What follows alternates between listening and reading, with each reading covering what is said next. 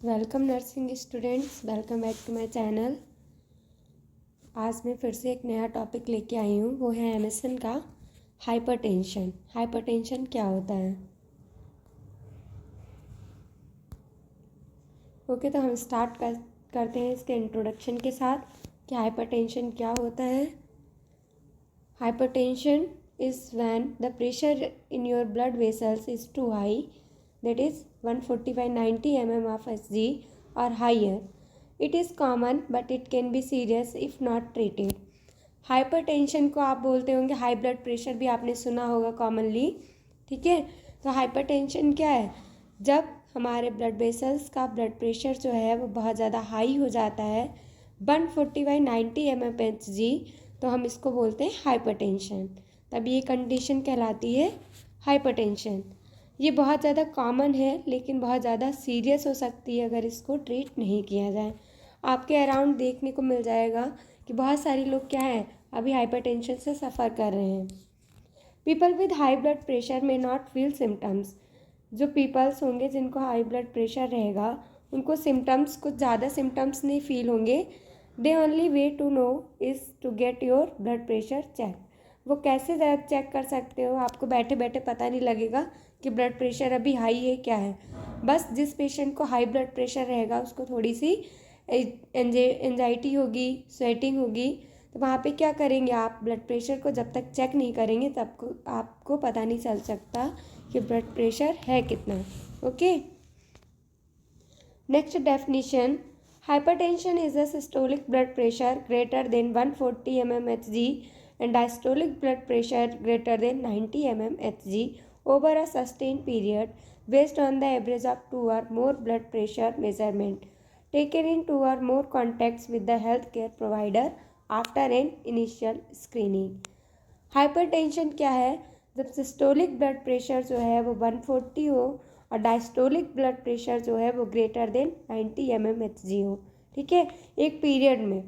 और ये भी हम किस पे डिसाइड करेंगे? 1-2 बार ब्लड प्रेशर को बार बार मेज़र करेंगे। ठीक है, जो भी हेल्थ केयर प्रोवाइडर है उससे जाके चेकअप करवाएंगे। जब 2-3 बार हमने चेक करने के बाद भी उतना ब्लड प्रेशर आ रहा है तब हम बोलेंगे कि हाँ, इसको हाइपरटेंशन की कंडीशन है। नेक्स्ट है types of hypertension. There are 2 types of hypertension. First one is primary and next one is secondary. Primary hypertension क्या होता है देख लीजिए। It is also called essential hypertension, denotes high blood pressure from an unidentified cause. यहाँ पे थोड़ा सा mistake है, अनआइडेंटिफाइड कॉज नहीं होगा, अनआइडेंटिफाइड कॉज होगा। ओके, प्राइमरी हाइपरटेंशन को हम इसेंशियल हाइपरटेंशन भी बोलते हैं। इसमें हाई ब्लड प्रेशर जो होता है वो बिना किसी आइडेंटिफाई कॉज के जाने हुए होता है। ठीक है, इसमें हमें जो कॉज होता है वो नहीं पता किस कॉज की वजह से ब्लड प्रेशर जो है वो हाई है। सेकेंडरी हाइपरटेंशन क्या होता है? High blood pressure from an identify cause such as renal failure. यहाँ पे जो कॉज होता है हमें हाइपरटेंशन का वो पता रहता है तो हम उसे बोलते हैं सेकेंडरी हाइपरटेंशन। जैसे एग्जांपल रीनल फेलियर, जिसको रीनल फेलियर होगा उसको सेकेंडरी हाइपरटेंशन की कंडीशन होगी। नेक्स्ट है रिस्क फैक्टर। कौन कौन से पेशेंट को रिस्क है कि वो हाइपरटेंशन को डेवलप कर सकते हैं? First one is smoking. जो भी पर्सन स्मोकिंग कर रहे हैं उनको हाइपरटेंशन होने की बहुत ज़्यादा संभावना है। डायबिटीज़ मेलाइटस, अगर पेशेंट डायबिटीज़ मेलाइटस का है तो उसको हाइपरटेंशन भी इन फ्यूचर हो सकता है। इम्पेयर्ड रीनल फंक्शन, अगर उसका रीनल फंक्शन जो है वो क्या है, इम्पेयर्ड हो गया है, नॉर्मल के कंपैरिजन कम हो गया है, जीएफआर रेट जो है वो 60 ml/मिनट हो गया है, तो ऐसी कंडीशन में हाइपरटेंशन होने के चांसेस है। नेक्स्ट है ओबेसिटी। आपने देखा होगा कि जो भी लोग ज़्यादा मोटे होते हैं उनको हाइपरटेंशन की कंडीशन ज़्यादा रहती। क्यों? क्योंकि जो कोलेस्ट्रॉल होता है वो उनके ब्लड वेसल्स में डिपॉजिट हो जाता है। फिजिकल इनएक्टिविटी, जो भी फिजिकल इनएक्टिव रहते हैं, मतलब बेड पे ही पड़े रहना, बेड पे खा लेना, सोते रहना, तो उनको ज़्यादा चांसेस है हाइपरटेंशन होने के। एक एज भी फैक्टर है, एज फैक्टर भी देखने को मिलेगा कि जो 55 ईयर के जो मैन हैं उनमें हाइपरटेंशन देखने को मिल सकता है, और जो वुमेन्स है 65 ईयर की वो भी हाइपरटेंशन से सफ़र कर सकती हैं। नेक्स्ट है family history of cardiovascular disease. अगर फैमिली हिस्ट्री है कार्डियोवैस्कुलर डिजीज़ की तब भी हाइपरटेंशन हो सकता है। जैसे कि फैमिली में देखेंगे तो पिछली जनरेशन में दादा को था, दादी को था, या फिर किसी एल्डर पर्सन को था, तो हो सकता है इन फ्यूचर आने वाले बच्चों को भी हो सकता है। नेक्स्ट है अगर हार्ट डिजीज़ होगा तो कॉमन सी बात है, अगर किसी का हार्ट डिजीज़ होगा तो उसको भी हाइपरटेंशन होने के ज़्यादा चांसेस हैं। स्ट्रोक, स्ट्रोक क्या होता है? What is stroke? Think about it. Stroke क्या है? नेक्स्ट है पैथोफिजियोलॉजी ऑफ हाइपरटेंशन। तो यहाँ पे पैथोफिजियोलॉजी जो याद करना होता है वो बहुत ज़्यादा इजी होता है, आप अपने अकॉर्डिंग लिख सकते हो। जस्ट आपको उसका पैटर्न पता हो कि कैसे कॉज क्या है, ठीक है, उसके बाद आप उसे ईजिली लिख सकते हैं। हाइपरटेंशन की पैथोफिजियोलॉजी देख लीजिए। पहला है रिस्क फैक्टर, जैसे कि प्राइमरी में जेनेटिक, हाई सोडियम डाइट है, ओबेसिटी है, सेडेंट्री लाइफ स्टाइल है, एज जो है वो ग्रेटर देन 55 है मैन में और ग्रेटर देन 65 है वुमेन में। तो ये सब क्या है? यहाँ पे प्राइमरी रिस्क फैक्टर है, इसकी वजह से भी हाइपरटेंशन कॉज होने की संभावना है। सेकेंडरी में क्या, रीनल डिजीज़ है, वेस्कुलर डिजीज़ है, एंडोक्राइन डिसऑर्डर्स हैं, तो इसकी वजह से भी हाइपरटेंशन डेवलप हो सकता है। इनकी वजह से क्या होगा, जो ब्लड वॉल्यूम होगा या फिर आर्टियल रेजिस्टेंस जो होगा वो क्या हो जाएगा, बढ़ जाएगा, ठीक है, जिसकी वजह से पैथोलॉजिकल चेंजेस आ जाएंगे आर्टियल बेड और इंक्रीज ब्लड वॉल्यूम। यहाँ पे क्या होगा, जो आर्टरीज की वॉल होगी वहाँ पे पैथोलॉजिकल चेंजेस देखने को मिलेंगे। क्यों? क्योंकि एक चीज़ जो है वो नैरो हो चुकी है, वहाँ पे रेजिस्टेंस आ चुका है, ब्लड जो है वो अपने ही फोर्स से पंप कर रहा है, ठीक है, तो वहाँ पे पैथोलॉजिकल चेंजेस देखने को मिलेंगे। इसकी वजह से क्या होगा, सिस्टमिक वेस्कुलर रेजिस्टेंस, मतलब पूरा बॉडी का जो आर्टरीज होगा उसमें क्या आ जाएगा, रेजिस्टेंस आ जाएगा ब्लड प्रॉपर ना मिलने की वजह से। इसकी वजह से क्या होगा, आफ्टर लोड इंक्रीज हो जाएगा और आफ्टर लोड इंक्रीज होने की वजह से ब्लड प्रेशर जो होगा वो हाई हो जाएगा। सिस्टोलिक बीपी जो रहेगा वो मोर देन 130 mmHg रहेगा और डायस्टोलिक बीपी जो रहेगा वो मोर देन 80 mmHg हो जाएगा। आप अपने अकॉर्डिंग भी लिख सकते हो, एक बार पढ़ के देखिएगा आपको समझ में आ जाएगा।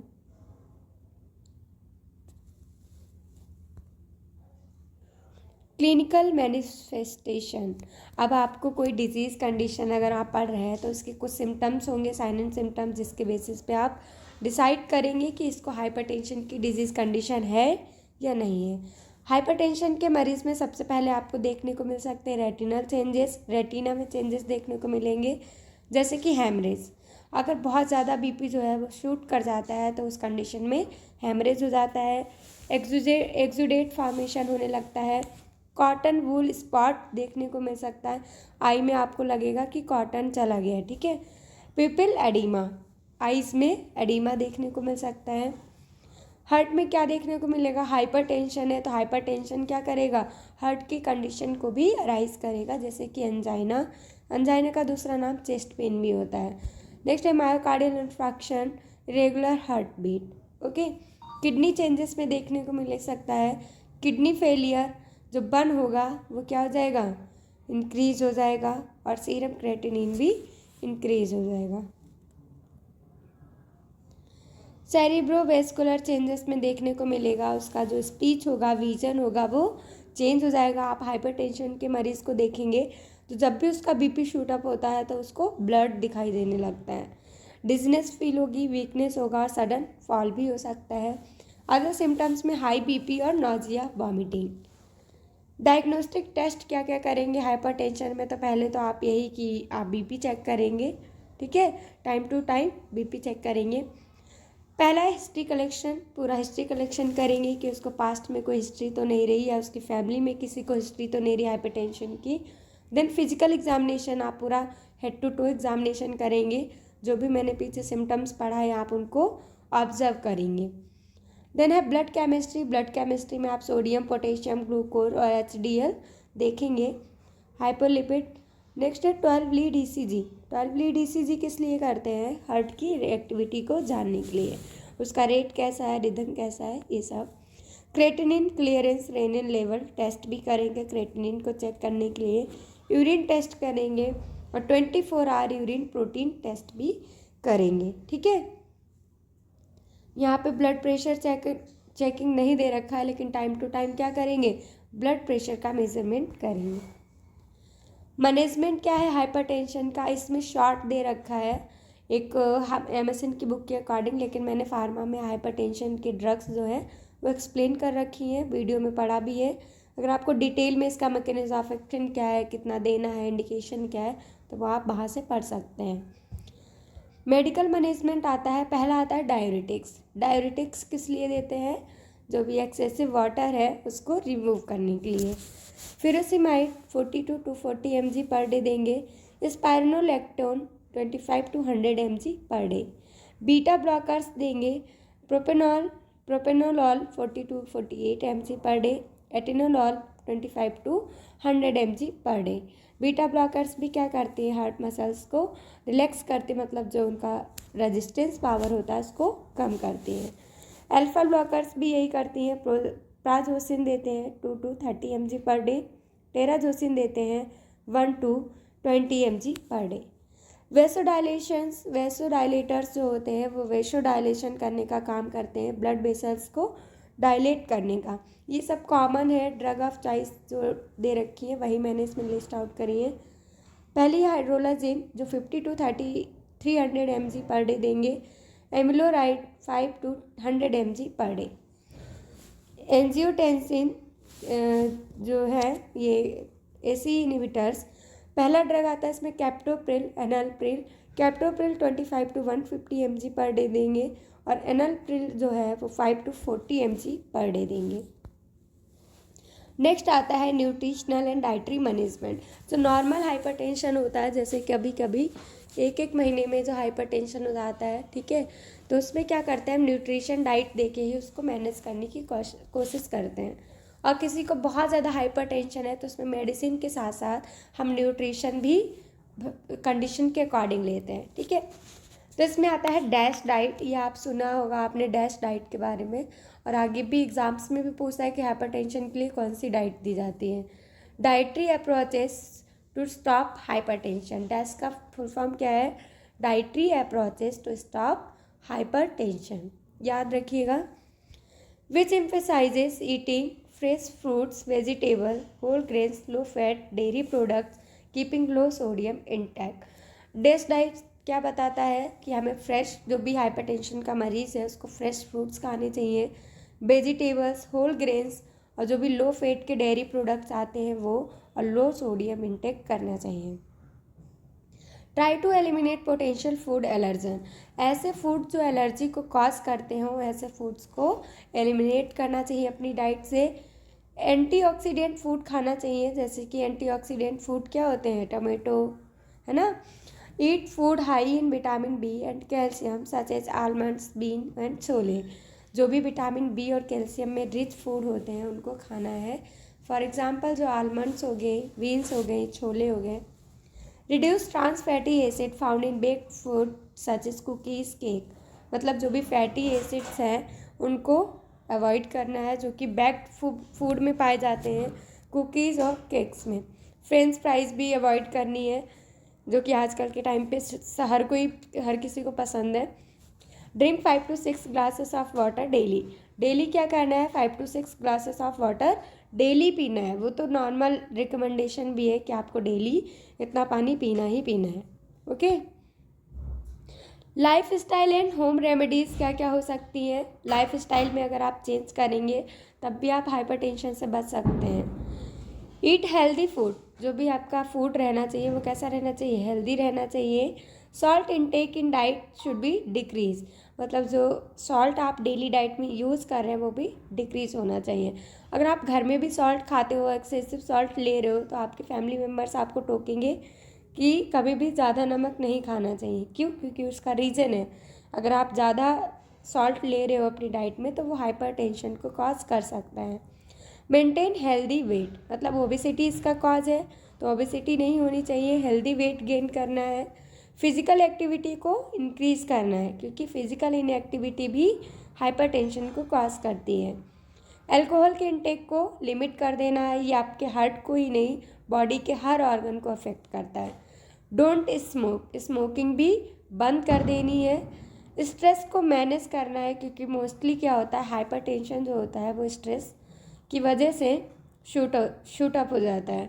चेक बीपी रेगुलर, बीपी को क्या करना है, अगर हाइपरटेंशन का पेशेंट है तो बीपी चेक करते रहना है time to time. I hope आपको समझ में आएगा। Thank you class. अगर आपको और भी क्लासेस चाहिए तो प्लीज़ कमेंट कर दीजिएगा। मेरे पास बहुत सारी पीपीटीज़ है, बट टाइम निकाल के मैं और भी क्लासेस लेने की कोशिश करूँगी। क्या गलत है क्या सही है प्लीज़ कमेंट कर दीजिएगा। मेरा वे ऑफ टॉकिंग कैसा है, वे ऑफ टीचिंग कैसा है, तो आप मुझे प्लीज़ कमेंट करके बताइएगा और सपोर्ट कीजिएगा।